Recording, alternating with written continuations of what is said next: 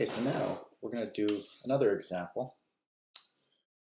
And there's something special about this example, which we'll talk about in just a moment once I write it down. But this is a very specific scenario which will sometimes occur, and it's actually particularly interesting. But here's the system. So we're going to have three equations in four variables. And the first equation is as follows. Got 1 half x1 minus 1 half x2 minus x3 plus x4 is equal to 0. That's our first equation. Second equation is going to be 2x1 minus 2x2 plus x4 on the left-hand side. And this is also equal to 0. And then our third equation will be 3x1 minus 3x2 minus 2x3 plus 3x4.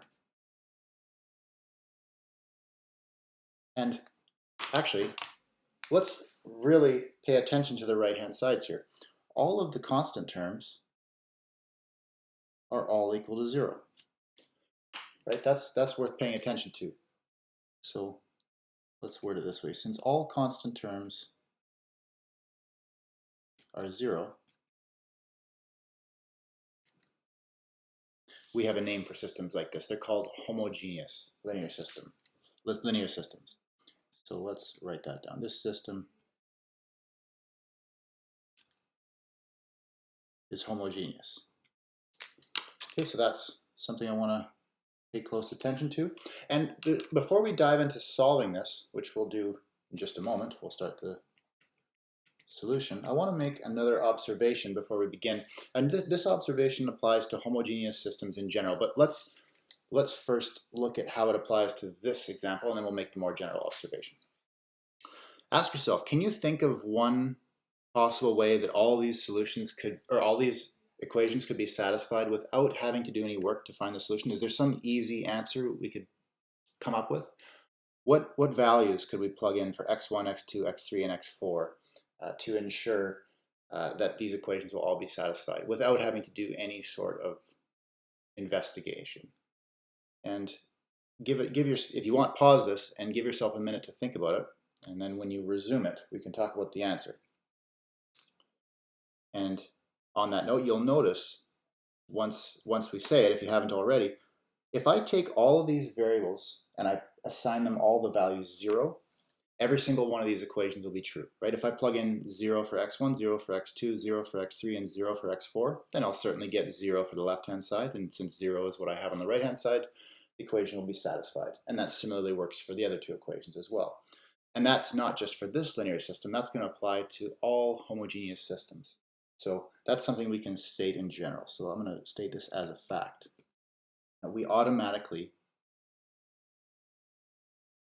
have what's called the trivial solution. So let's word that as follows. So the trivial solution is the one where you just assign all the variables the value 0. So let's clarify that now. And here's how you'll typically write that in the most compact way you can. So I'm just going to write this abbreviation for that is where I clarify what I just said. So what you'll typically do if all the variables are going to be equal to 0, you'll say something like this. You go x1 is equal to x2 is equal to x3 is equal to x4. So that's the part where I claim that all the variables are equal. And then, by the way, they all happen to be 0. That's just a compact way to say all the variables are going to be assigned the value 0. Okay, so in general, that's what the trivial solution means. Take all the variables to be 0. And you'll always have at least this solution for any homogeneous system, for exactly the reason that we outlined above. Okay, so, but that doesn't mean this is going to be the only solution, right? So that's why this doesn't just do the problem for us. We still have to solve the system because there might be other solutions, right? There might be other assignments of values to the variables that work. And in general, that will show up by way of possibly a parameter. And will we have a parameter?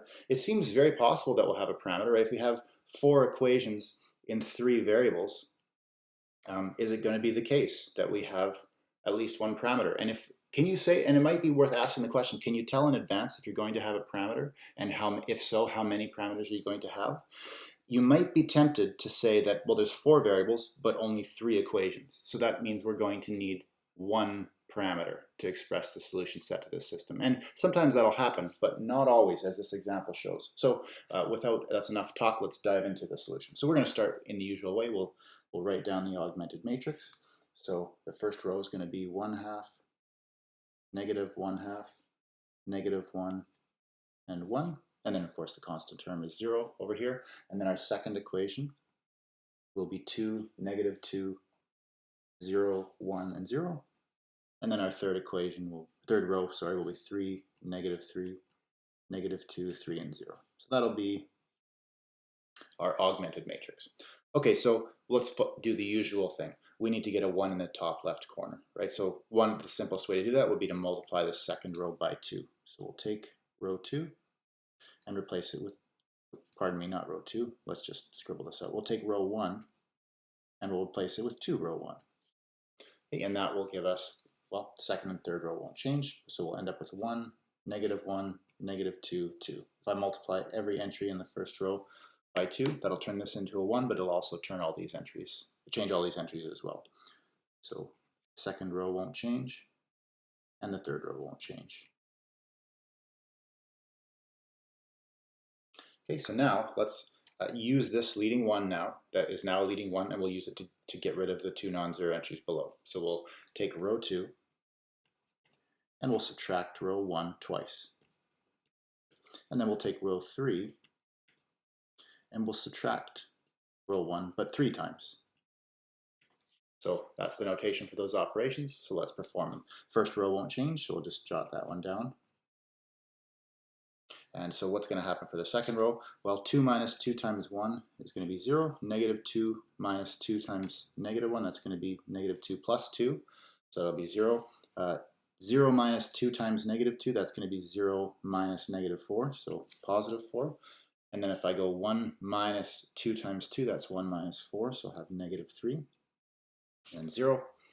And then now I'll subtract row 1 from row 3 3 times. That's this operation, so what's going to happen? 3 minus 3 times 1 is 0. -3 minus 3 times -1, that's -3 plus 3, which is 0. Here we're going to have -2 minus 3 times -2, that's -2 plus 6. So that's going to be a +4. And then here we have 3 minus 3 times 2, that's going to be 3 minus 6, which is -3. And over here, 0 minus 3 times 0 will just be 0. I didn't mention why this is a 0, but that's one of the things you start to get used to after a while.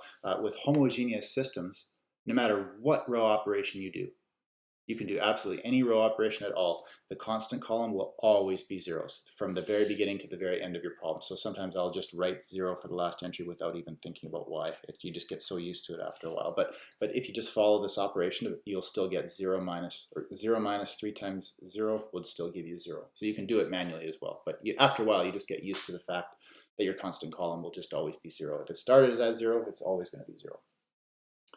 Okay, so what's next? Well, if we're working our way to the right, we see a non-zero entry here. This needs to be made into a 1.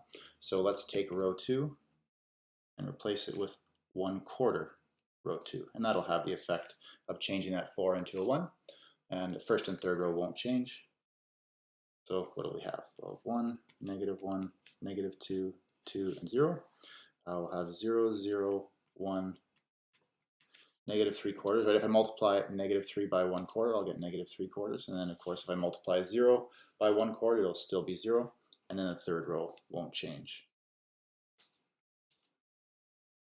So now we can use this leading 1 that we've just formed in the second row to zero out the non-zero entry above it and the non-zero entry below it. And that'll actually, it'll turn out that does most of the work for us. So let's see what happens. So we'll take row 1, and we're going to add row 2 to row 1 twice to cancel out this -2. So we say row 1 plus 2 row 2, and then we're going to say row 3. We're going to take row 3 and replace it with row 3 minus 4 times row 2, and that'll get rid of the 4. Okay, so let's see what we get. Second row won't change. So I'll have 0, 0, 1, negative 3/4, and 0. And what'll happen? So the first row, these two entries won't change, right? Because we're just going to add 0 to them twice. So we'll have 1 and -1. When I add 1 to -2 twice, that'll give me a 0. Here I've got 2 plus 2 times negative 3/4. If you can do this in your head, I'm not going to tell you how to live your life or hold you back in any way, but you do run a risk, more so than ever. When you're doing fraction arithmetic in your head, there's so many places to make errors in these problems. It's really worth it.